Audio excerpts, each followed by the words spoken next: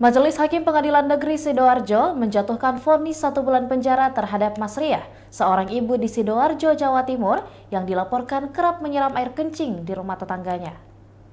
Dilansir dari Kompas.com, hasil sidang itu dibacakan Ketua Majelis Hakim Didik Asmiatun, Rabu 31 Mei 2023. Pertimbangan yang memberatkan hukuman untuk warga desa Jogosatro, Kecamatan Sukondono itu, kata Didik Asmiatun pernah didamaikan dengan pemilik rumah yakni Mas'ud pada tahun 2017, namun persoalan tak tuntas. Sementara hal yang meringankan, Mas Riah mengakui perbuatannya dan sudah meminta maaf kepada Nur Mas'ud sebagai pemilik rumah. Yulian Mustandar, kuasa hukum Nur Mas'ud, mengaku tidak puas dengan putusan majelis hakim karena Mas Riah tidak divonis hukuman yang maksimal sesuai Perda Pasal 8 Ayat 1 huruf C Peraturan Daerah atau Perda Sidoarjo Nomor 10 Tahun 2013 tentang Ketertiban Umum dan Ketentraman Masyarakat, yakni hukuman penjara 3 bulan dan denda 50 juta. Anas Ali Akbar, penyidik PNS Satpol PP Kabupaten Sidoarjo, menyebut kasus yang menimpa Mas Riah adalah kasus pertama pelanggaran perda yang berproses hingga ke meja hijau. Sebelumnya, video rekaman CCTV yang memperlihatkan Mas Riah menyiram air kencing dalam sebuah baskom viral di media sosial. Dalam video lain, ibu tersebut lagi-lagi membawa sebuah piring berisi sampah. Dia tampak membuang sampah tersebut ke rumah tetangganya.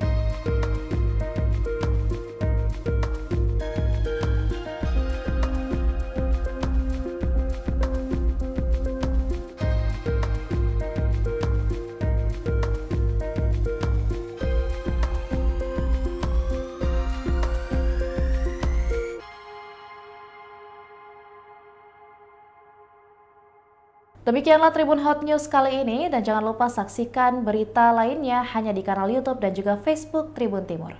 Terima kasih sudah nonton, jangan lupa like, subscribe, dan share ya!